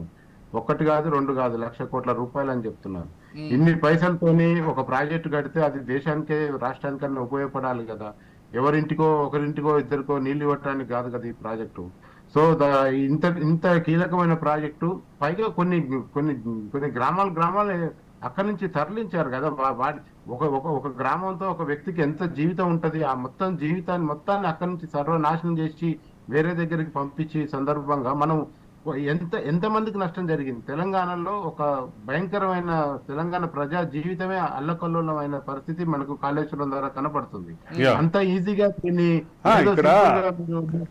ఇక్కడ కృష్ణ ఇంత జీవన విధ్వంసం జరిగినా అవుట్కమ్ వచ్చేసి 97,000 ఎకరాలకే ఇచ్చాము అని చెప్పటం, ఈ రెండింటి మధ్య ఉన్నటువంటి అంతరం కూడా ఎంత అంటే బాధాకరం అంటే, ఇంత విధ్వంసం ఇప్పుడు లోయర్ మానేరు డ్యామ్ విజయ్ నిన్న కేటీఆర్ వాళ్ళు వెళ్ళినటువంటి ఆ టీం వెళ్ళినటువంటి లోయర్ మానేరు డ్యామ్కి సంబంధించినటువంటి అంశంలో ఎల్ఎండి ముంపు బాధితులకు సంబంధించి ఒక పెద్ద స్టోరీసే ఉన్నాయి దానికి సంబంధించి.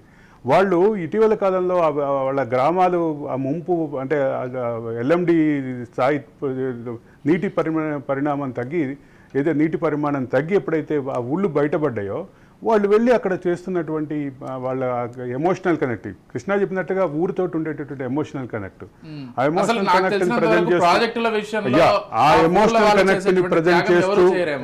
కనెక్ట్ ని ప్రజెంట్ చేస్తూ వాళ్ళు చేసినటువంటి వీడియోలు కానీ, వాళ్ళ మీద మీడియా చేసినటువంటి వీడియోలు కానీ ఎంత అంటే బాధాకరంగా ఉన్నాయంటే, ఎంత హృదయ విదారకరమైనటువంటి పరిణామం అంటే అది. వాళ్ళ అసలు అక్కడ వెళ్ళి ఒక కుటుంబం అయితే వాళ్ళ ఇంటికి సంబంధించినటువంటి మొత్తం అంతా మునిగిపోతే, తేలిన తర్వాత ఎక్కడ ఏమీ కనిపించకపోతే ఒక చిన్న చిన్న గోడ నిలబడితే ఆ గోడని పట్టుకొని వాళ్ళు ఏడ్చినటువంటి విధానం, ఇవన్నీ చూస్తే మాత్రం ఖచ్చితంగా అంటే తెలంగాణలో ఇంత విధ్వంసం, జీవన విధ్వంసం జరిగింది. జీవన విధ్వంసంతో పాటు ఇంత